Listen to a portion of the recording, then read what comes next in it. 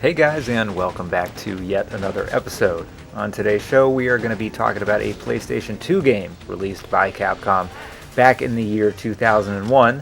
This is Gun Survivor 2, Resident Evil Code Veronica. Quite a mouthful.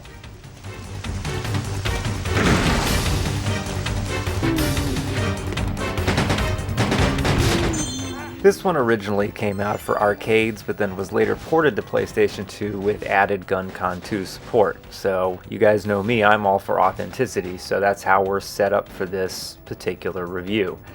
Pardon the quality of the footage, we're going back to the old school Elgato for this one, because those of you who own GunCons know that in order to hook them up to get them to work right, you actually have to run an adapter through the composite that plugs into the TV, or switch, whatever you got going on. So that's what we're doing here today.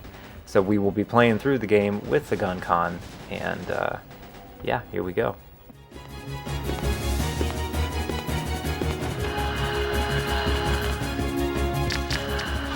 And if you guys remember back in the day, many years ago, I reviewed the first Resident Evil Survivor game on the original PlayStation, and there are some similarities as far as how the game is set up or structured, but there are also some pretty colossal differences as well.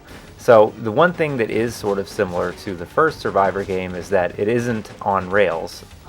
In this one you actually do move around, picking up items, finding your way through hallways, corridors, opening doors, etc.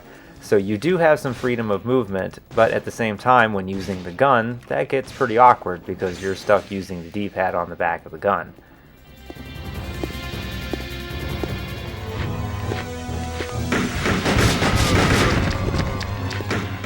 And then there's turning, which gets really weird because in order to turn, you have to hit either the A or the B button on the sides of the GunCon, which makes it so basically both your hands are all over the gun at any given moment, and you always have to shift your hands, and it gets a little awkward. Once you get used to it, it's not so bad, but there is quite a bit of a learning curve in order to find any bit of comfortability while playing this way. But like I said, once you get used to it, you can play through the game pretty comfortably after a little while.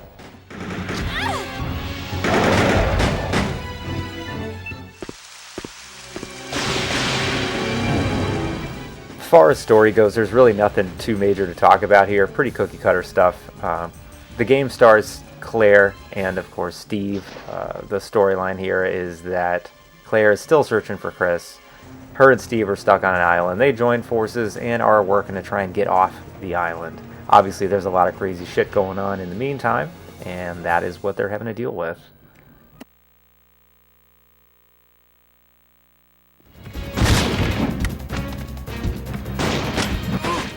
Another big difference between this one and the first game is that this one is way shorter. If you remember the very first game, it took maybe a couple hours to get through it, and that's if you're moving pretty quick. In this one, you can play through the entire game in less than 30 minutes, easily, and that's with continuing multiple times as well. So this is a much shorter, much more arcadey experience, which of course makes sense because it was ported from an arcade game.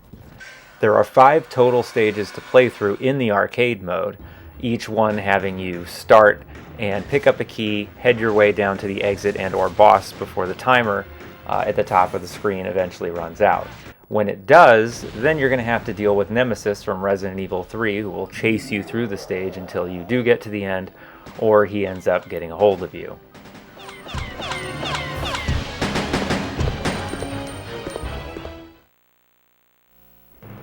As you play through each of the arcade mode's 5 levels, you'll also be given a partner in the form of either Steve or Claire. You get to pick which character you want to be at the beginning of the game. Your partner is actually pretty useful too. They definitely help to keep the enemies distracted while you either shoot at them from behind or try and make a beeline to the next exit or staircase, wherever you need to go. Remember, we are fighting an ever-ticking clock here as well.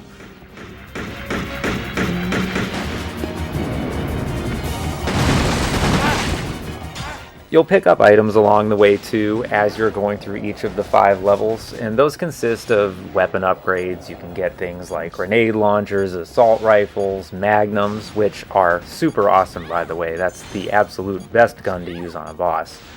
In addition to that, you can also get health pickups and the like. And you do this by actually walking over them and then clicking the trigger. It doesn't... I wish that the game actually would just pick them up when you walked over them, but it does make you walk to them, pull the trigger in order to get them, which seems just kind of silly to me.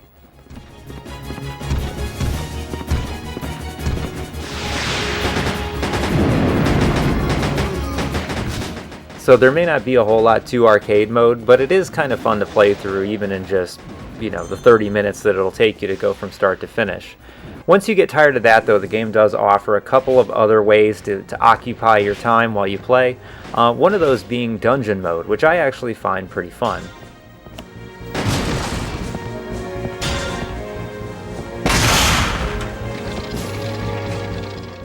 In dungeon mode, you are on your own. That's right, you got no partner this time, and you have to go all the way through these pretty extensive maze-like stages to try and find your way all the way down to the exit, or usually a boss.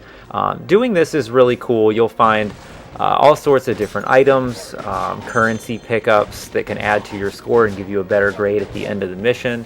You'll also find unique traps and things like that that are very cool. And what's nice about this too is each of these stages can take 20 to 30 minutes to complete on their own. So it definitely gives you a lot more bang for your buck as far as playtime goes.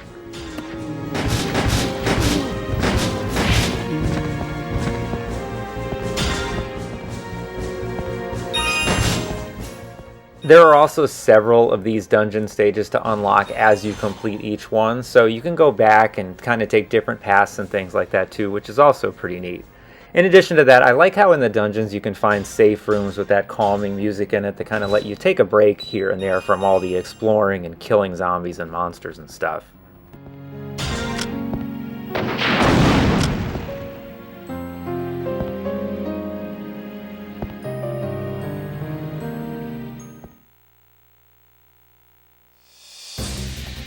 And once you get tired of dungeon mode and arcade mode, you've got one last thing that you can mess around with, and it's a pretty wild addition. It is something called Versus Roach mode, and it's exactly what you would think it would be.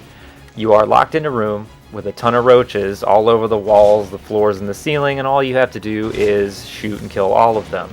What's funny about this is you start each one, you get to pick a weapon of choice, be it a shotgun, rocket launcher, whatever you want to use, and just lay waste to these things. It is kind of a fun novelty for a few minutes, sort of reminds me of that mini game in Mario Paint with the fly swatter. But it is, like I said, fun for just a little bit, but once you finish all the levels, and I believe there's only 5 of them, it gets pretty old. No real reason to revisit it after, but still kind of a funny addition to the game, and I do appreciate that it's here.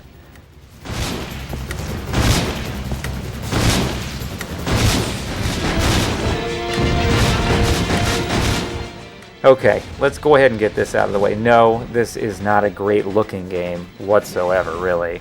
It's overly dark in sections. There's a lot of slowdown, even when it's just you, your partner, and one other enemy sometimes with a decent amount of firing going on. And things just look kind of slapped together.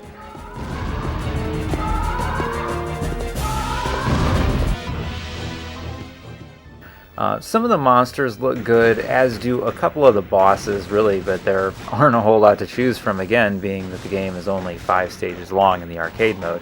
But I do like the 3rd level boss. I do think he has a pretty cool design. Even still, being that this is an early game, it gets the job done graphically. It just isn't here to impress, really, in any way, shape, or form.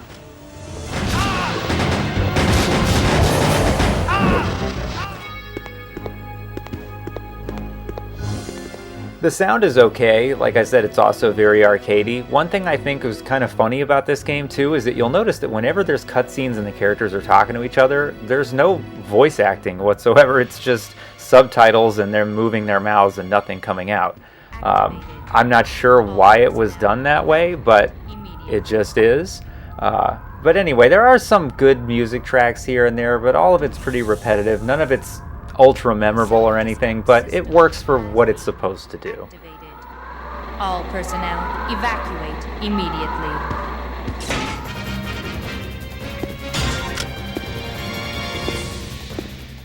So to summarize, Resident Evil, Gun Survivor 2, Code Veronica, whatever you want to call it, all of its 300 names, It's okay. It's fun. I could see why some people would hate on this, but at the same time, this is one of those games that's fun to pop in for like the 20-30 minutes or so that you're going to play it.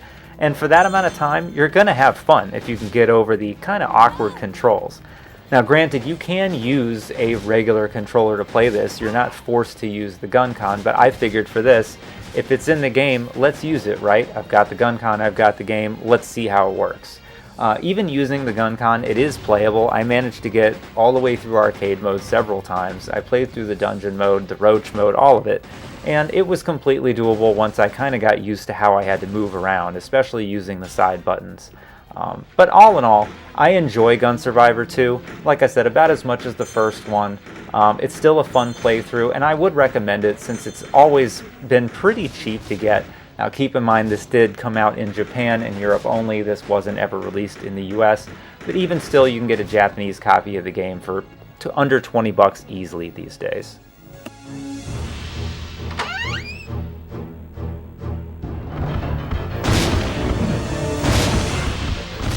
As always guys, I'd like to thank you all for watching, commenting, and of course subscribing, and until next time, stay classic.